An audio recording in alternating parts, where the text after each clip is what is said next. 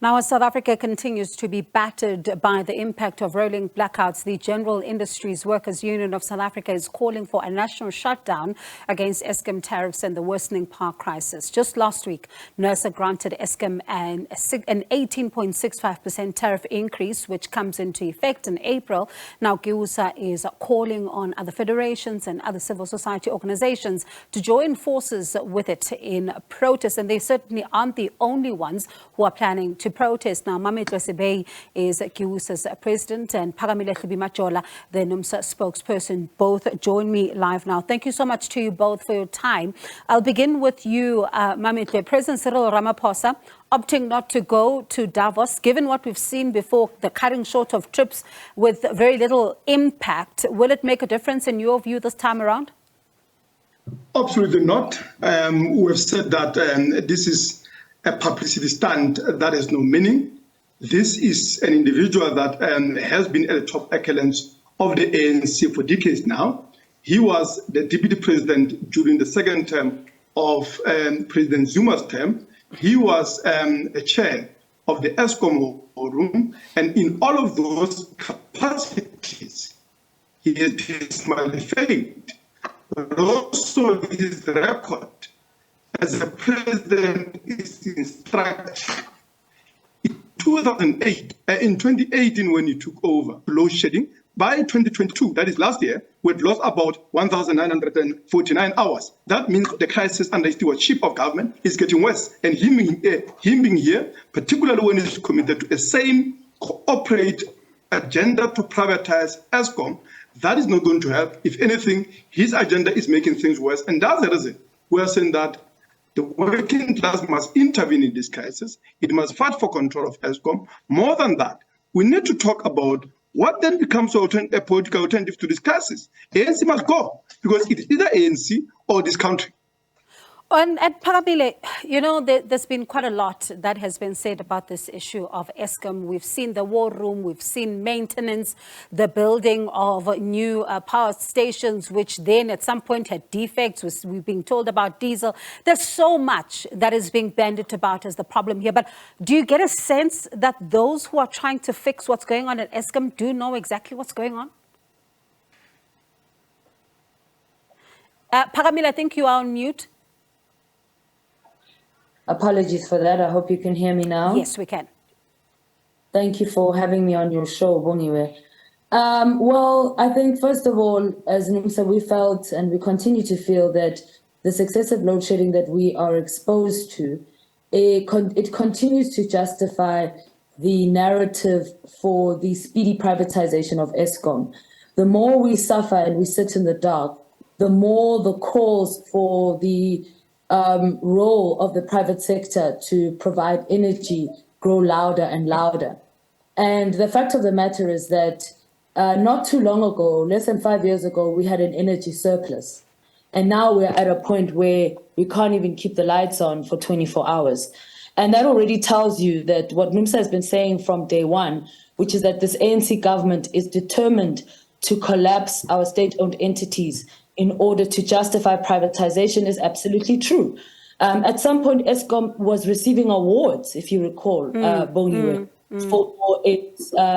what it was doing, for being the most well-run power station, for its contribution to the economy and growth.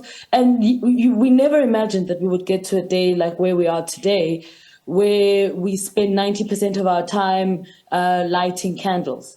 So really, it is very clear to us that what the ANC government is doing, certainly particularly under the administration of Cyril Ramaphosa, is intensifying the need for the private sector to get involved.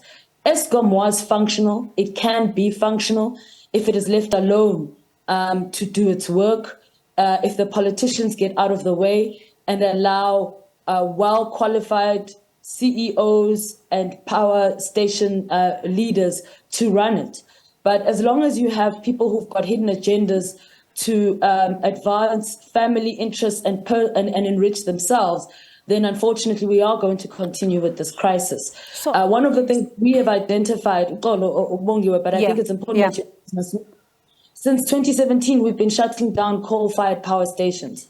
And as Numsa, we believe that the premature closure of these coal-fired power stations is actually what's contributing to this problem. As of December last year, they shut down Komati, which was contributing 1,000 megawatts of power.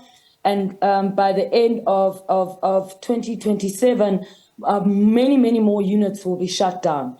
We will be using an additional of losing about 3,200 megawatts on top of the 2,200 megawatts which we've already lost.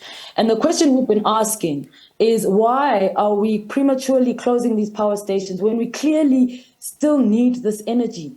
And the answer for us is clearly because there is a need to justify the involvement of the private sector, and this is how they're doing it. I suppose then, very briefly, Phakamile, you then don't sound like you'll be convinced about what the finance minister is saying, which we are seeing in reports that he said in Davos that rolling blackouts will be a thing of the past in about 12 to 18 months. Listening to you, it doesn't sound like you'll be convinced by this. No, not with the strategy that they're using at the moment. You can't replace a form of energy like coal, which is a reliable form of energy, with an intermittent form of energy like renewable energy independent power producers, which is what's been happening. And in fact, it's part of the reason why Numsa, together with other organizations, are headed to court to demand answers, particularly around this $8 billion which the US promised us to shift away from coal. As Numsa, we feel that the decision to shift away from coal is premature, given that this government is not fulfilling or rolling out a just transition process. There have been no plans to assist the majority of people to transition from depending on depending on fossil fuels to renewable energy. Yeah. Millions of jobs could be lost in Mpumalanga as a result of this. So we're just saying that we want answers, and we're willing to go to court. We're willing to go to the streets. We're willing to support shutdowns. We need to do whatever it takes to make sure that the ANC government is held accountable. Mametlwe, I was reading the statement by GIWUSA. One of the issues that you're also taking on very sharply is the issue of the Nersa, really granting Eskom that tariff increase. I spoke to Nersa last week, and I'm keen to hear what your thoughts are on this one, because one of the questions I asked them was, how do you justify this particular increase in the face of the rolling blackouts that we've seen? And they seem to be putting up a face that says they are tied up by the methodology. Because if they don't implement that, then Eskom is going to take them to court. How do you rationalize that one? Well, I mean, Nersa is part of a government decision-making mechanism. And I think the problem with Nersa, as of course, with, Eskom governance structures themselves and energy policy-making in government is that it's dominated by people who are removed from the realities of the working class and so on. And that's the reason that we've been arguing that, we demand a working class control of Eskom. And what do we mean by that? We say remove all the so-called energy-intensive users, interest in the board. Remove, the representatives of big corporations in the smelting, in the mining. Make sure that that board is made up of, Eskom workers, the representative of trade union movement, community civic, to make sure that we transform Eskom into a truly accountable and democratically managed public service that can be able to deliver to the poor. One of the things that they are not telling you is that this, of course, this increase way above inflation, not keeping up. Of course, the wages of the workers are not keeping up. And I'm talking about workers that are employed, 75% of whom are earning, 5,800, right?